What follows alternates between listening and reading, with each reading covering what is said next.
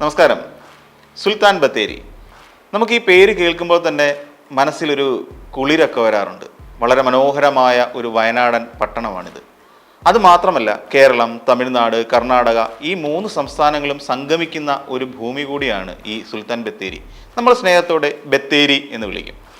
മാത്രമല്ല, ഇവിടുത്തെ കാലാവസ്ഥയും നല്ല സൂപ്പറാണ്. എന്ന് വെച്ചാൽ തണുപ്പും ചൂടും ഒന്നും അത്ര വലുതായി ഇവിടെ പ്രശ്നമുണ്ടാക്കാത്തത് കൊണ്ട് ഏത് കാലത്തും ഇവിടെ എത്തുന്നവർക്ക് ജീവിക്കാൻ പറ്റിയ ഒരു കാലാവസ്ഥയാണ്. ഇനി അടുത്ത് നമുക്ക് ജനസംഖ്യയുടെ കാര്യത്തിലേക്ക് വന്നാൽ 1/3 ഭാഗവും ഈ പ്രദേശത്തുള്ളത് മുസ്ലിം ജനവിഭാഗമാണ്. 1/5 ഭാഗം ക്രിസ്ത്യാനികളും ബാക്കിയുള്ളത് ആണ് ഹിന്ദുക്കൾ. ഈ ഹിന്ദുക്കളിലെ തന്നെ വിവിധ വിഭാഗങ്ങളുള്ളവരും ഇവിടെ ഉണ്ട്. കേരളത്തിൻ്റെ തന്നെ ഒരു തനത് സംസ്കാരം, അതായത് ഗോത്ര സംസ്കാരം ഏറെ ഭംഗിയോടെ തനിമയോടുകൂടി നമുക്കിവിടെ കാണാൻ കഴിയുന്നതാണ്. പണിയ, കാട്ടുനായിക്ക, കുറുമ, ഊരാളി എന്നീ വിഭാഗങ്ങളാണ് ശരിക്കും ഇവിടെ ഉള്ളത്. ഇതാണ് സുൽത്താൻ ബത്തേരി എന്ന മനോഹരമായ നമ്മുടെ ഈ നാടിൻ്റെ ഒരു അവസ്ഥ. സത്യത്തിൽ വയനാട് ജില്ലയുടെ തന്നെ തിലകക്കുറിയായി ഈ പ്രദേശം മാറിയിട്ടുണ്ടെന്ന് പറഞ്ഞാലും നമുക്ക് അത്ഭുതപ്പെടേണ്ട യാതൊരു ആവശ്യമില്ല. പിന്നെ അടുത്ത സംശയമുള്ളത് നമുക്ക് എല്ലാവർക്കും ഉള്ളൊരു കാര്യമല്ലേ, സുൽത്താൻ ബത്തേരി എന്ന പേര് വന്നത് എങ്ങനെയാണ്? അത് നമുക്കൊന്ന് നോക്കിയാലോ. അതായത് വർഷങ്ങൾക്ക് മുൻപ് ചരിത്രത്തിലേറെ ഇടം പിടിച്ച ഒന്നാണ് മൈസൂർ ഭരണാധികാരിയായിരുന്ന ടിപ്പു സുൽത്താൻ്റെ പടയോട്ട കാലം. ആ കാലത്ത് അദ്ദേഹം ഇവിടെ ഒരു ആയുധപുര സ്ഥാപിക്കുകയായിരുന്നു. ബറ്റേറിയ എന്ന വാക്ക്, അതിൽ നിന്നാണ് ശരിക്കും ഈ ബത്തേരി എന്ന് പറയുന്ന ഒരു വാക്ക് ഉത്ഭവിച്ചതെന്നാണ് പറയുന്നത്. സത്യത്തിൽ ഇതൊരു പോർട്ടുഗീസ് വേർഡാണ്, പോർട്ടുഗീസ് ഭാഷയിലുള്ള ഒരു വാക്കാണ്. അപ്പോൾ ഈ ടിപ്പു സുൽത്താൻ്റെ പടയോട്ട കാലത്തിന് ശേഷം ഈ പ്രദേശത്ത് അദ്ദേഹം ഒരു ആയുധപുര സ്ഥാപിക്കുകയായിരുന്നു, ടിപ്പുസ് ബറ്റേറിയ. അങ്ങനെ ഈ ആയുധപുര സ്ഥാപിച്ചത് കൊണ്ടാണ് പിൽക്കാലത്ത് ഇത് സുൽത്താൻ ബത്തേരിയ എന്നുള്ളത് മാറി മാറി മാറി അവസാനം അത് സുൽത്താൻ ബത്തേരിയായി മാറിയത്.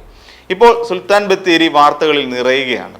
കാര്യം എന്താണെന്ന് വെച്ചാൽ, ഇപ്പോൾ വയനാട്ടിൽ തെരഞ്ഞെടുപ്പിൽ മത്സരിക്കുന്ന BJP സ്ഥാനാർത്ഥിയായ K. സുരേന്ദ്രൻ്റെ പ്രസ്താവനയാണ് അതിന് കാരണം. അതായത് സുൽത്താൻ ബത്തേരിയുടെ ആ പേര് മാറ്റി ഗണപതി വട്ടമെന്നാക്കി മാറ്റുമെന്നാണ് സുരേന്ദ്രൻ പറഞ്ഞിട്ടുള്ളത്. അദ്ദേഹം ജയിച്ച് MP ആയാൽ മാത്രം. പിന്നെ ഇത് പറഞ്ഞു കഴിഞ്ഞ പാടെ തന്നെ ഇത് വലിയ വിവാദമായി മാറുകയായിരുന്നു. മറ്റു കക്ഷികൾ ഇത് ഏറ്റെടുക്കുകയായിരുന്നു, അതായത് UDF-ഉം LDF-ഉം. ഇതൊരു സംഘപരിവാർ അജണ്ടയുടെ ഭാഗമാണെന്ന് തന്നെ ഉറപ്പിച്ചുകൊണ്ടാണ് സുരേന്ദ്രൻ്റെ ഈ പ്രസ്താവന വിവാദമാക്കിയതും പരസ്യമായ പ്രതിഷേധത്തിന് ഇറങ്ങിയിട്ടുള്ളത്. എന്നാൽ സത്യത്തിൽ എന്തായിരുന്നു ഈ സ്ഥലത്തിൻ്റെ പേര്? ടിപ്പുവിൻ്റെ പടയോട്ടക്കാലത്ത് ഈ പ്രദേശത്ത് നൂറ്റാണ്ടുകൾ പഴക്കമുള്ള ഒരു ഗണപതി ക്ഷേത്രം ഉണ്ടായിരുന്നുവെന്ന് ബ്രിട്ടീഷുകാരുടെ ഒരു ചരിത്ര രേഖകൾ തന്നെ രേഖപ്പെടുത്തിയിട്ടുണ്ട്. വയനാട്ടിൽ ഒരു റവന്യൂ സെറ്റിൽമെന്റിന് തുടക്കം കുറിച്ച കാലത്ത് തന്നെ ഗണപതി വട്ടം എന്ന ഒരു ഡിവിഷൻ കൂടി ഉൾപ്പെടുത്തിക്കൊണ്ടായിരുന്നു എന്നും ചരിത്രം പറയുന്നുണ്ട്. ഇങ്ങനെ ഗണപതി വട്ടം എന്ന പേരിലുണ്ടായിരുന്ന ഈ സ്ഥലം പിന്നീട് സുൽത്താൻ ബത്തേരിയായി മാറുകയായിരുന്നുവെന്നും ചരിത്രത്തിൽ പറയുന്നുണ്ട്. പക്ഷെ എന്താണ് ബത്തേരിക്ക് ഇപ്പോൾ ഒരു പുനർനാമകരണത്തിൻ്റെ ആവശ്യം എന്ന് നമുക്കൊന്ന് ചിന്തിക്കേണ്ടതല്ലേ? ഔദ്യോഗിക രേഖകളിൽ പോലും ഗണപതി വട്ടം എന്ന പേര് അപ്രസക്തമായിരിക്കുന്ന ഇക്കാലത്താണ് K. സുരേന്ദ്രൻ ഇത്തരത്തിലൊരു പ്രസ്താവന നടത്തിയിരിക്കുന്നത്. താൻ MP ആയാൽ സുൽത്താൻ ബത്തേരിയുടെ പേര് ഗണപതി വട്ടം എന്നാക്കി മാറ്റും എന്നാണ് അദ്ദേഹം പറഞ്ഞിരിക്കുന്നത്. അതിന് ചരിത്രപരമായുള്ള കാരണങ്ങളും അദ്ദേഹം ചൂണ്ടിക്കാട്ടുന്നുണ്ട്. ഞാൻ നേരത്തെ സൂചിപ്പിച്ചതൊക്കെയാണ് ചരിത്രപരമായ കാരണങ്ങൾ.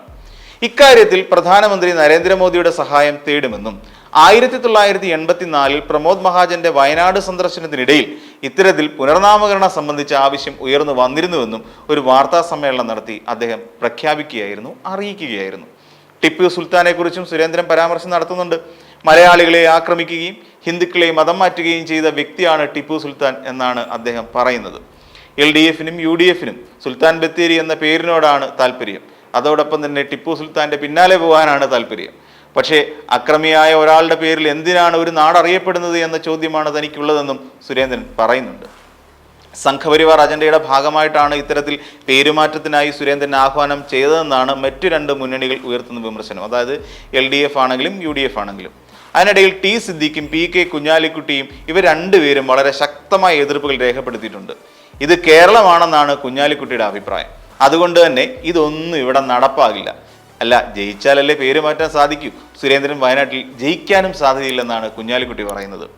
സുരേന്ദ്രനല്ല, മോദി വിചാരിച്ചാൽ പോലും അത് വയനാട്ടിൽ വിലപ്പോവില്ല. ചരിത്രത്തെ അപനിർമ്മിക്കുന്നതാണ് സംഘപരിവാർ അജണ്ട എന്നാണ് T. സിദ്ദീഖ് സുരേന്ദ്രനെ വിമർശിച്ചുകൊണ്ട് പറഞ്ഞത്. എന്നാൽ അതിനുള്ള മറുപടിയും K. സുരേന്ദ്രൻ കൊടുത്തിട്ടുണ്ട്. കഴിഞ്ഞ കുറച്ചു കാലങ്ങളായി ഇന്ത്യയിൽ പ്രവർത്തിച്ചു വരുന്നത് ചരിത്രത്തിൻ്റെ അപനിർമ്മാണമാണെന്ന് നമുക്ക് കാണാൻ പറ്റുന്നതാണ്. ഗണപതി വട്ടം എന്നുള്ളത് സുൽത്താൻ ബത്തേരിയുടെ പഴയ പേര് ആണെങ്കിൽ തന്നെയും നേരത്തെ പറഞ്ഞിട്ടുള്ളത് പോലെ തന്നെ അത് ഔദ്യോഗിക രേഖകളിൽ അങ്ങനെ തന്നെയാണ്. അതായത് സുൽത്താൻ ബത്തേരി എന്ന് തന്നെയാണ്. അങ്ങനെ ആ പേര് കേരളത്തിലുള്ള എല്ലാ മനുഷ്യരുടെയും മനസ്സിൽ പതിയുകയും ചെയ്തു. അതായത് നമ്മൾ പിന്നെ സുൽത്താൻ ബത്തേരി എന്നുള്ളത് നമ്മൾ വളരെ സ്നേഹത്തോടെ അത് ലോപിച്ച് ഒടുവിൽ ഇപ്പോൾ എവിടെ ചെന്ന് കഴിഞ്ഞാൽ എവിടെ പോകുന്നു, ബത്തേരി പോകുന്നു എന്ന് പറഞ്ഞാൽ മതി. അപ്പോൾ ആ ലെവലിലേക്ക് സുൽത്താൻ ബത്തേരിക്ക് മലയാളികളുടെ മനസ്സിൽ ഒരിടം ലഭിച്ചു കഴിഞ്ഞു. ഉത്തരേന്ത്യയിലടക്കം ചരിത്രത്തെ അപനിർമ്മിച്ചുകൊണ്ട് പലതും തകർക്കാനും പേര് മാറ്റാനും ശ്രമിക്കുന്ന ഒരു അജണ്ടയുടെ ഭാഗമായി തന്നെ ഇതിനെ കാണേണ്ടി വരും നമുക്ക്. കാര്യം ഇന്ത്യയുടെ അഭിമാനമായിരുന്ന പലതും ആ അജണ്ടയുടെ പേരിലാണ് പലയിടത്തും തകർക്കപ്പെട്ടിട്ടുള്ളത്. അതിൻ്റെ മേലെ നമുക്കറിയാം, രാമക്ഷേത്രത്തിൻ്റെ നിർമ്മാണം പോലും ഇന്ത്യയിൽ വലിയൊരു വിവാദമായി മാറിയിട്ടുണ്ട്. രാമക്ഷേത്ര നിർമ്മാണം, അതോടൊപ്പം തന്നെ വേറെ എന്തെല്ലാം കാര്യങ്ങൾ നമുക്ക് എണ്ണി പറയാൻ പറ്റും. പല പള്ളികളുടെയും നേർക്ക് നടന്നിട്ടുള്ള ആക്രമണങ്ങൾ, ഇതെല്ലാം അതിൻ്റെ ഒരു ഭാഗമായിട്ട് തന്നെയാണ് നമുക്ക് കാണാൻ പറ്റുന്നത്. അതുപോലെ തന്നെയാണ് നമുക്കറിയാവുന്ന മറ്റൊരു വിഷയമാണ് താജ്മഹലുമായി ബന്ധപ്പെട്ട് നടത്തിയത്. അതിനെ താജ്മഹൽ അല്ലെന്നും തേജോ മഹാലയ എന്ന ഒരു ശിവക്ഷേത്രമാണെന്നും പറഞ്ഞുകൊണ്ട് നടത്തിയ വിവാദങ്ങളും നമുക്ക് അറിയാവുന്നതാണ്. ആ കാലഘട്ടത്തിൽ ഈ വിവാദം ഉയർന്നു വന്ന ഒരു കാലഘട്ടത്തിൽ അവിടെ സന്ദർശകരൊക്കെ വരുമായിരുന്നു ഈ നമ്മുടെ താജ്മഹൽ കാണുന്നതിനുമൊക്കെ ആയിട്ട്. അപ്പോൾ അവരെയൊക്കെ അവിടെ നിന്ന് ഒഴിവാക്കിക്കൊണ്ട് അതിന് ചുറ്റും നമ്മുടെ ഇപ്പം യോഗി ആദിത്യനാഥ് അടക്കമുള്ള അവിടുത്തെ UP യിലെ BJP സംഘപരിവാർ ടീമുകൾ അതിന് ചുറ്റും ശിവകീർത്തനമൊക്കെ പാടിക്കൊണ്ട് അതിൻ്റെ ചുറ്റുമൊക്കെ നടന്നത് അന്ന് കാലത്ത് വാർത്തകളിലൊക്കെ നിറഞ്ഞു നിന്ന ഒരു സാധനമാണ്. അതുകൊണ്ട് തന്നെ ഇത്തരത്തിൽ കേരളത്തിലും ചരിത്രത്തെ അപനിർമ്മിക്കുകയും ജനങ്ങളെ ഭിന്നിപ്പിക്കുകയുമാണ് എന്നുള്ള വാദത്തെ നമുക്ക് അംഗീകരിക്കേണ്ടി വരും. പക്ഷേ കേരളത്തിൽ ഇതൊക്കെ എത്രത്തോളം വിലപ്പോവും എന്നാണ് നമ്മുടെ അടുത്ത ചിന്ത. എന്നാൽ ആ പേരിനപ്പുറം ബത്തേരിക്കാർ അനുഭവിക്കുന്ന പ്രശ്നങ്ങളിൽ ഒന്നിലേക്ക് പോലും എത്താൻ കെ സുരേന്ദ്രന് കഴിയുന്നില്ല എന്നുള്ള അഭിപ്രായങ്ങളും നാട്ടുകാർ ഉയർത്തുന്നുണ്ട്.